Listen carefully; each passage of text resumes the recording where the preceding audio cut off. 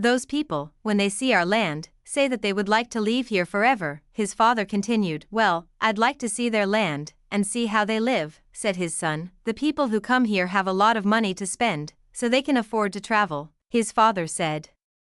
Amongst us, the only ones who travel are the shepherds. Well, then I'll be a shepherd. His father said no more. The next day, he gave his son a pouch that held 3 ancient Spanish gold coins. I found these one day in the fields. I wanted them to be a part of your inheritance. But use them to buy your flock. Take to the fields, and someday you'll learn that our countryside is the best, and our women are the most beautiful. And he gave the boy his blessing.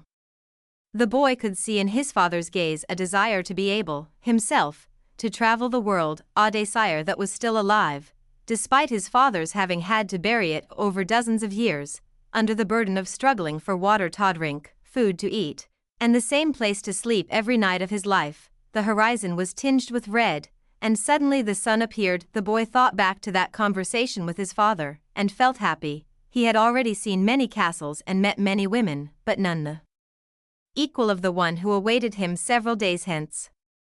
He owned a jacket, a book that he could trade for another, and a flock of sheep. But, most important, he was able every day to leave out his dream. If he were to tire of the Andalusian fields, he could sell his sheep and go to sea. By the time he had had enough of the sea, he would already have known other cities, other women, and other chances to be happy. I couldn't have found God in the seminary, he thought, as he looked at the sunrise. Whenever he could, he sought out a new road to travel. He had never been to that ruined church before, in spite of having traveled through those parts many times. The world was huge and inexhaustible. He had only to allow his sheep to set the route for a while, and he would discover other interesting things.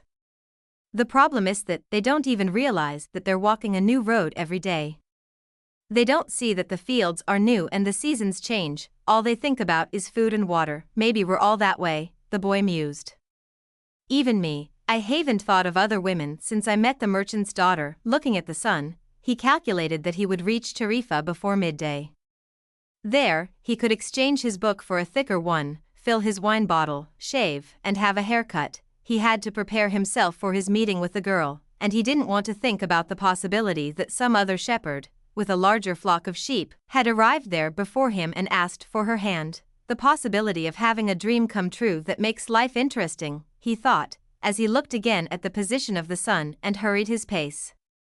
He had suddenly remembered that, in Tarifa, there was an old woman who interpreted dreams. The old woman led the boy to a room at the back of her house. It was separated from her living room by a curtain of colored beads. The room's furnishings consisted of a table, an image of the Sacred Heart of Jesus, and 2 chairs. The woman sat down, and told him to be seated as well. Then she took both of his hands in hers, and began quietly to pray. It sounded like a gypsy prayer. The boy had already had experience on the road with gypsies. They also traveled, but they had no flocks of sheep. People said that gypsies spent their lives tricking others. It was also said that they had a pact with the devil and that they kidnapped children and, taking them away to their mysterious camps, made them their slaves. As a child, the boy had always been frightened to death that he would be captured by gypsies, and this childhood fear returned when the old woman took his hands in hers. But she has the Sacred Heart of Jesus there, he thought, trying to reassure himself. He didn't want his hand to begin trembling, showing the old woman that he was fearful. He recited in Our Father silently. Very interesting, said the woman, never taking her eyes from Theboi's hands, and then she fell silent. The boy was becoming nervous. His hands began to tremble, and the woman sensed it. He quickly pulled his hands away. I didn't come here to have you read my palm, he said, already regretting having come. He thought for a moment that it would be better to pay her fee and leave without learning a thing, that he was giving too much importance to his recurrent dream. You came so that you could learn about your dreams, said the old woman. And dreams are the language of God. When he speaks in our language, I can interpret what he has said. But if he speaks in the language of the soul, it is only you who can understand. But, whichever it is, I'm going to charge you for the consultation. Another trick, the boy thought. But he decided to take a chance. A shepherd always takes his chances with wolves and with drought, and that's what makes a shepherd's life exciting. I have had the same dream twice, he said. I dreamed that I was in a field with my sheep, when a child appeared and began to play with the animals. I don't like people to do that, because the sheep are afraid of strangers. But children always seem to be able to play with them without frightening them. I don't know why. I don't know how animals know the age of human beings. Tell me more about your dream, said the woman. I have to get back to my cooking, and, since you don't have much money, I can't give you a lot of time. The child went on playing with my sheep for quite a while, continued the boy, a bit upset. And suddenly, the child took me by both hands and transported me to the Egyptian pyramids. He paused for a moment to see if the woman knew what the Egyptian pyramids were. But she said nothing. Then, at the Egyptian pyramids, he said the last 3 words slowly, so that the old woman would understand. The child said, "Tome, if you come here, you will find a hidden treasure." And, just as Ash was about to show me the exact location, I woke up. Both times. The woman was silent for some time. Then she again took his hands and studied them carefully. "I'm not going to charge you anything now," she said. "But I want 1/10 of the treasure, if you find it." The boy laughed, out of happiness. He was going to be able to save the little money he had because of a dream about hidden treasure. "Well, interpret the dream," he said. "First, swear to me. Swear that you will give me 1/10 of your treasure in exchange for what I am going to tell you." The shepherd swore that he would.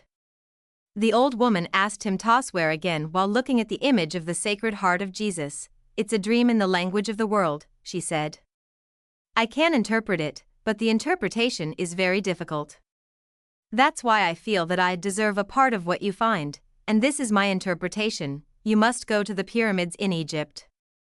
I have never heard of them, but, if it was a child who showed them to you, they exist. There you will find a treasure that will make you a rich man." The boy was surprised, and then irritated. He didn't need to seek out the old woman for this. But then he remembered that he wasn't going to have to pay anything. "I didn't need to waste my time just for this," he said. "I told you that your dream was a difficult one. It's the simple things in life that are the most extraordinary. Only wise men are able to understand them. And since I am not wise, I have had to learn other arts, such as the reading of palms. Well, how am I going to get to Egypt? I only interpret dreams. I don't know how to turn them into reality. That's why I have to live off what my daughters provide me with. And what if I never get to Egypt? Then I don't get paid. It wouldn't be the first time." And the woman told the boy to leave, saying she had already wasted too much time with him. So the boy was disappointed. He decided that he would never again believe in dreams. He remembered that he had a number of things he had to take care of. He went to the market for something tote, he traded his book for one that was thicker, and he found a bench in the plaza where he could sample the new wine he had bought. The day was hot, and the wine was refreshing. The sheep were at the gates of the city, in a stable that belonged to a friend. The boy knew a lot of people in the city. That was what made traveling appeal to him. He always made new friends, and he didn't need to spend all of his time with them. When someone sees the same people every day, as had happened with him at the seminary, they wind up becoming a part of that person's life. And then they want the person to change. If someone isn't what others want them to be, the others become angry. Everyone seems to have a clear idea of how other people should lead their lives, but none about his or her own. He decided to wait until the sun had sunk a bit lower in the sky before following his flock back through the fields. 3 days from now, he would be with the merchant's daughter. He started to read the book he had bought.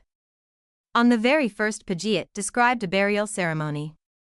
And the names of the people involved were very difficult to pronounce.